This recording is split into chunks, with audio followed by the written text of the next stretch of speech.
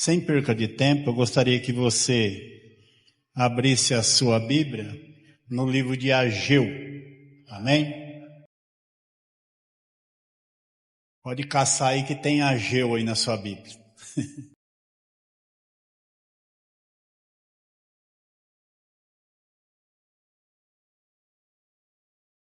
Confesso para os irmãos que mesmo a gente tendo já uma certa experiência em pregar a palavra de Deus, mas sempre dá aquele tremor nas pernas, porque a gente sabe que pregar a palavra de Deus é muito compromisso, visto que o pregador ele tem que tentar viver aquilo que ele prega e nunca pregar aquilo que ele não vive. É difícil, né, irmão?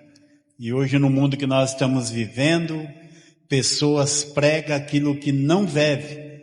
E o pregador ele tem que pregar, tentar, né? Pregar aquilo que ele vive, né? Ageu capítulo 1. Esse livro ele é muito pequeno, ele só tem 2 capítulos.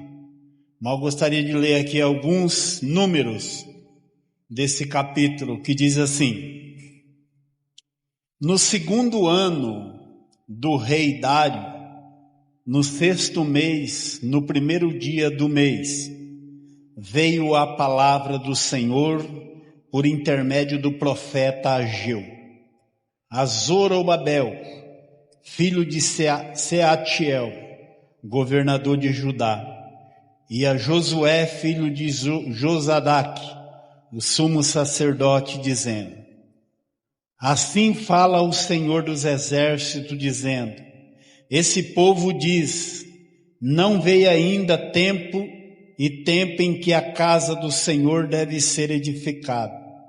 Veio, pois, a palavra do Senhor por intermédio do profeta Ageu, dizendo: porventura é para vós tempo de habitardes nas vossas casas forrado, enquanto essa casa fica deserta?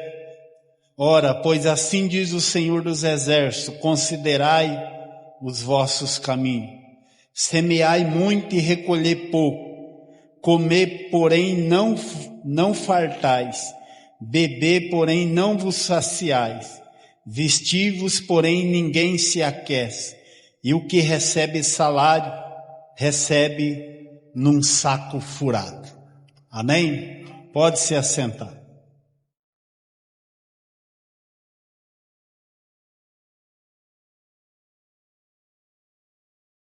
Eu quero aqui, dentro desse contexto, tentar ser bem claro possível para você entender essa mensagem. Irmão, o povo de Deus, eles passaram por muitas provações. O profeta Jeremias, ele profetizou que o povo estava muito rebelde e, por consequência, se eles não se voltassem para Deus, eles iam ser escravos de outras nações. Mas eles não deram ouvido ao profeta Jeremias. Chegou o dia em que eles continuaram na sua desobediência, na sua rebeldia, e chegou um dia que o rei Nabucodonosor, que era rei da Babilônia, ele invadiu Jerusalém. Ele destruiu a igreja, o templo que foi construído por Salomão. E o pior, ele levou cativo todo o povo de Deus. Agora pensa comigo, irmão, nessa situação. Todos os homens de Deus que era livre, agora tinha que ser escravo na Babilônia. E o pior, as suas mulheres iam servir de objeto para os babilônios, aonde muitos historiadores da Bíblia dizem que eles pegaram as mulheres daqueles homens de Deus e tinha relação com elas perto deles. E eles não poderiam fazer nada. E o pior, toda a sua família agora descia para a Babilônia para ser escravo. Ficaram ali por 70 anos sendo escravo daquela nação da Babilônia.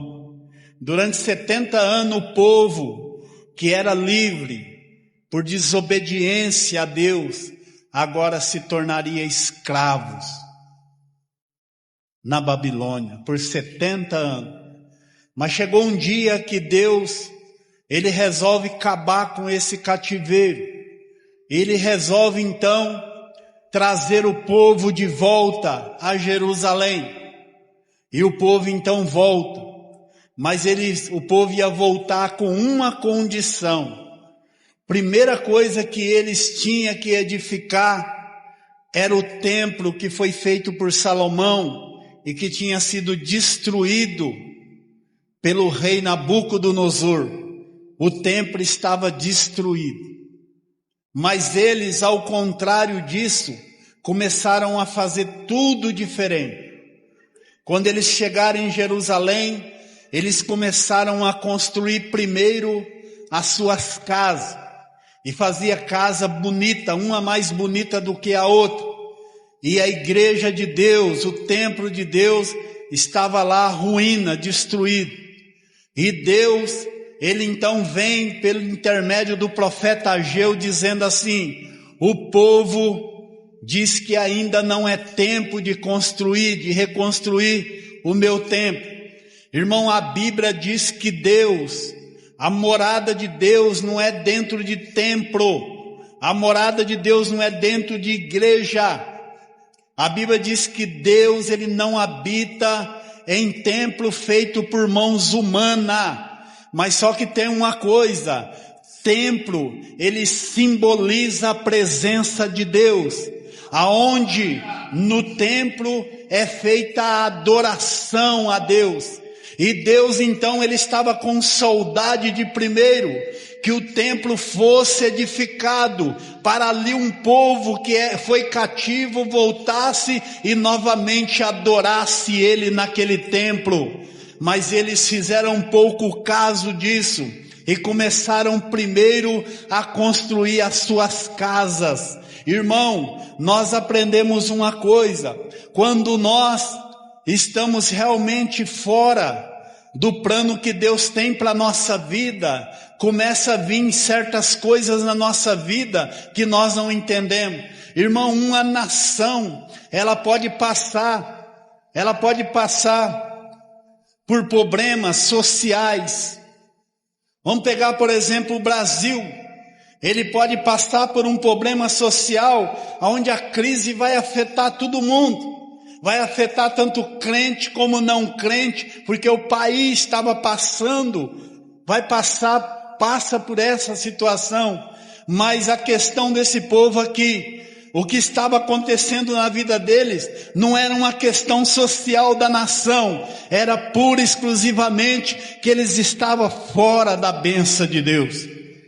Existem duas consequências. Quando nós somos rebeldes à palavra de Deus, ficamos fora da bênção de Deus. E nós também não se importamos com a obra de Deus. Certa feita eu costumo misturar muito, irmão, experiências que eu vivi na minha vida, para contrastar aquilo que eu prego. Certa feita eu fui pregar numa igreja. Uma igreja bem simplesinha. Os bancos tudo simples. O altar bem simples. A igreja bem simples. E eu gosto sempre de chegar em antes. Eu cheguei antes. A mulher que me convidou disse: irmão, você já chegou? O culto começa às 7h30. Mas eu sempre gostei de chegar em antes. E eu estava orando. E eu olhava aquela igreja, uma igreja bem simplesinha, não fui ali para reparar, viu, irmão? E de repente, os irmãos que vinham cultuar começou a chegar. Encostou uma caminhonete do ano. De repente encosta de novo outro carrão do ano. De repente encosta de novo outro carro do ano. Eu falei, meu Deus, eu estou com vergonha, porque eu estava com o meu Porvinha lá só. Fiquei com vergonha. E eu comecei então a pensar, era tipo esse povo, que eles estavam se importando com a vida deles, mas a igreja de Deus estava tudo de qualquer jeito. Esse povo é dessa maneira, irmão, que Ageu estava profetizando. Eles estavam construindo as casas deles, deixando bem bonita, sem se importar com a obra de Deus. Irmão, pensa comigo, não é o caso nosso aqui. Você tem uma casa toda sofisticada, com piso, televisão de última geração, roupa da melhor que você tem um sofá bem bonito para você sentar, deitar, descansar seu esqueleto e ligar a televisão de último tipo, sua casa bonita, e quando você chega na igreja, as cadeiras tudo torto, o altar tudo feio, uma janela feia, um telhado feio. O que Deus pensa disso? Era exatamente o que Deus estava pensando desse povo. Primeiro eles estavam construindo as suas casas, deixando bem bonita, sem se importar com o templo de Deus que estava derribado lá no chão. E Deus fala assim, o meu povo diz que não é tempo ainda de construir o meu templo. Mas quando será tempo? Não é assim na nossa vida, irmão? Nós não somos tendenciosos a isso? Tudo nós vamos deixando para amanhã? Amanhã eu faço, amanhã. Mas será que você não entende que amanhã pode ser com esse hino aqui, ó? Amanhã pode ser muito tarde. Pode ser tarde demais. E Deus, irmão, estava com saudade. Não só de trazer o povo de volta como ele trouxe, mas também de restaurar, edificar novamente a adoração a ele, aleluia. Muitas vezes, irmão, Deus não se importa se você mora numa casa feia, numa casa bonita. Deus não se importa se você vem na igreja com uma roupa nova ou uma roupa velha. O que Deus quer é a adoração do seu povo para ele. É isso que Deus espera. É isso que Deus esperava daquele povo. Eu vou trazer de volta, porque eu quero adoração. Mas primeiro eles tinham que reconstruir o templo que estava derribado lá no chão. E, irmão, e o templo derribado, eles faziam pouco caso disso.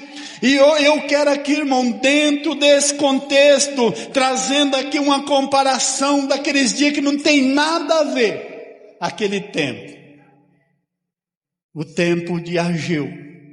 Mas eu posso fazer uma aplicação para os dias de hoje. Não é assim que vivemos a nossa vida? Nós queremos buscar tudo para nós primeiramente. Eu quero ter uma casa bonita, eu quero ter um bom carro, que é importante, eu quero ter roupa boa, eu quero ter isso, eu quero ter aquilo, que é importante. Mas quando eu olho para a obra de Deus e ela está em carência, decadência, e eu não estou nem aí. Eu vou na loja, eu tenho capacidade de gastar 2, 3 mil reais. Mas quando eu trago uma oferta para a igreja, eu trago R$1 de moeda. Ô irmão, estou aqui apenas fazendo uma comparação. Será que não está na hora, em meio a essa palavra, nós sempre olhar com carinho para a obra de Deus? Pastor Levi pregou aqui domingo dizendo assim, olha, buscar em primeiro lugar o quê? Será que nós estamos buscando o primeiro reino? Será que a obra de Deus, ela pode contar comigo? Pensa nisso, irmão. Você viu o que o texto diz? Fala para o povo, Ageu, para eles pensar nisso. E por eles não pensar nisso, irmão, começaram a vir coisas na vida deles. As colheitas que eles faziam, não dava nada. O céu cerrou, não vinha chuva. Você tem uma ideia, irmão, eles viveram tão fora da bênção de Deus, que diz o texto, não é eu, se você quiser comparar, que nem a comida que eles comiam satisfazia eles. Nem a roupa que eles vestiam não aquecia eles. E tudo que plantava ia embora. E se recebia salário, colocava num saco furado. Não é assim na nossa vida, irmão. Recebemos salário, mas cadê o meu salário? Meu dinheiro foi tudo. Mas será que eu tenho olhado com carinho para a obra de Deus? Pensa numa coisa, irmão, Deus, Ele não precisa de dinheiro, mas o evangelho para ser pregado, ele precisa das nossas doações, das nossas ofertas.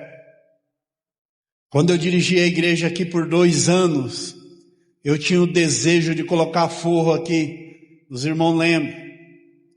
Muitas vezes eu levantava de madrugada, eu vinha aqui na igreja e eu falava, Deus, nós precisamos de forro. Porque quando chovia, irmão, não dava para escutar nada, aquela barulheira. Aí um dia um irmão chegou em mim e disse assim, pastor, olha, eu joguei na Mega Sena, se eu ganhar eu vou colocar o forro nessa igreja.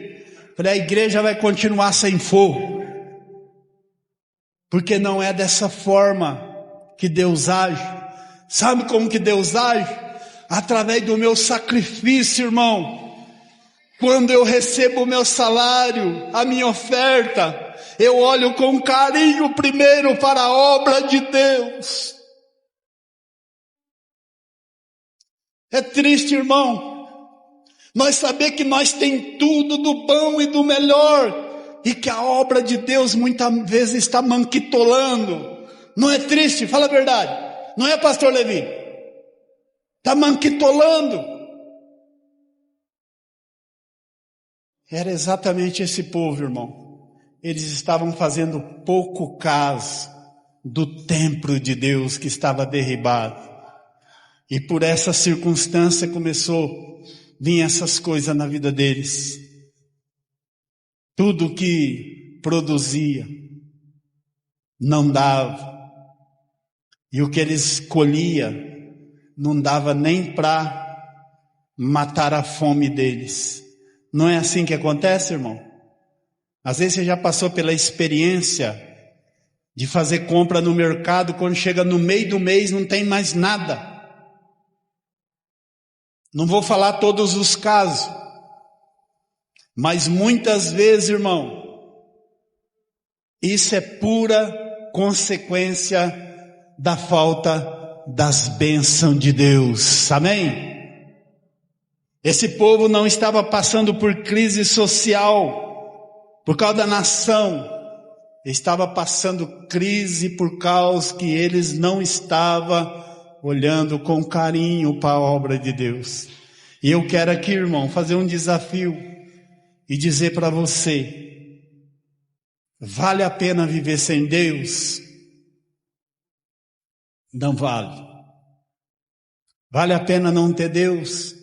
Não vale. Irmão, falando isso aqui é uma experiência minha, tá? Não estou falando aqui para atacar em ninguém. Eu me converti no ano de 1994.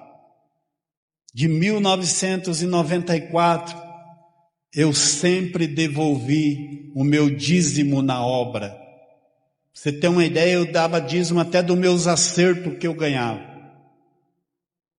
Eu já fiquei sem dar dízimo, não nego para os irmãos. E o momento que eu fiquei sem devolver o dízimo, meu irmão, na igreja, na obra de Deus, foi os dias piores da minha vida, que eu não gosto nem de lembrar. Mas no momento que eu restabeleci e voltei a devolver o dízimo na obra, irmão, para mim foi uma alegria do céu para a minha vida.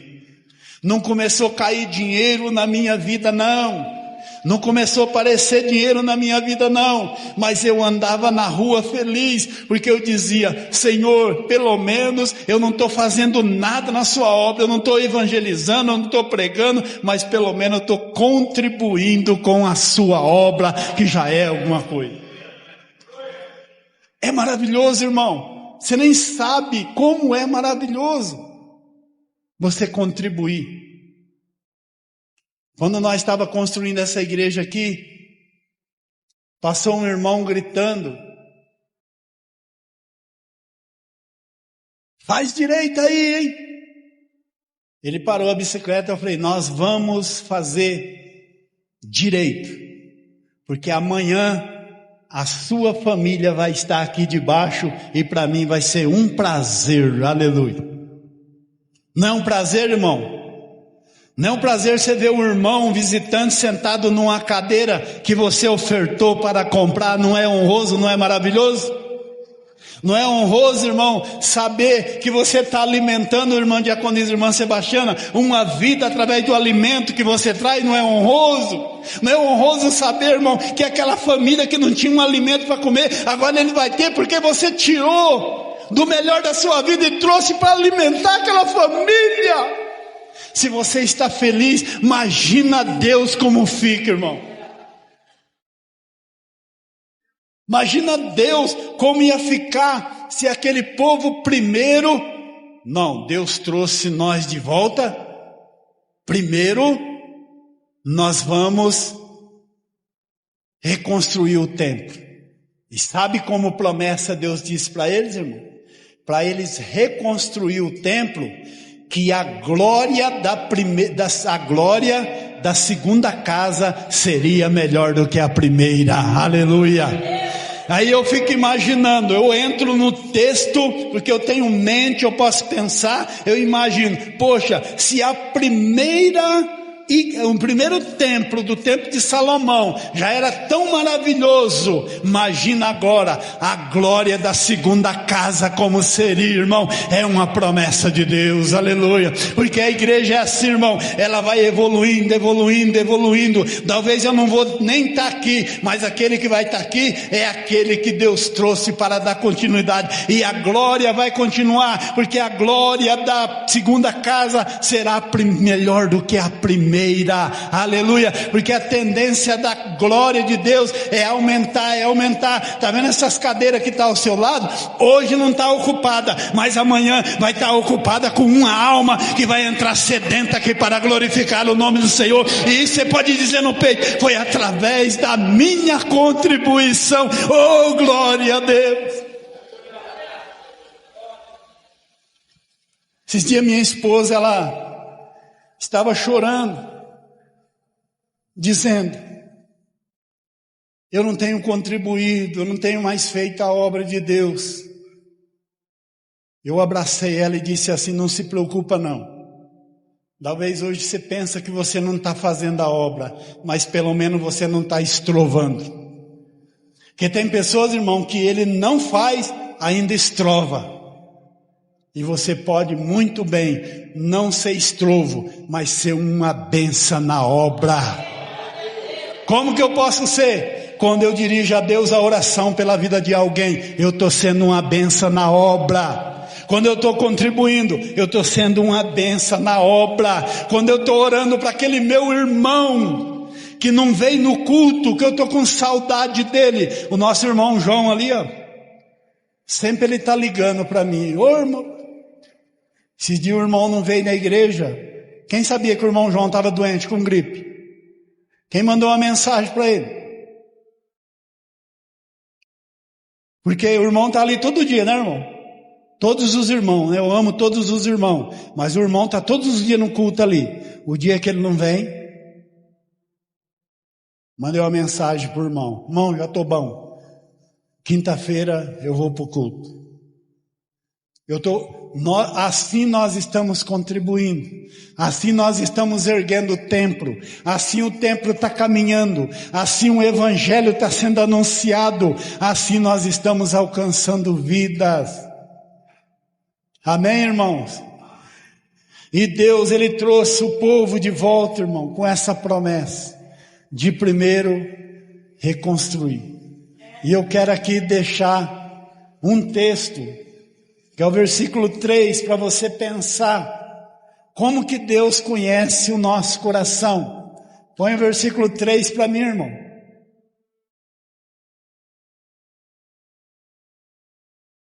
Vamos ler tudo junto? 1, 2, 3.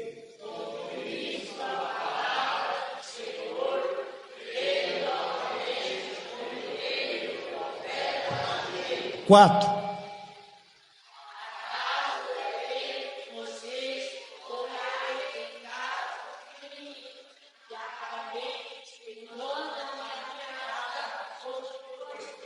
Cinco.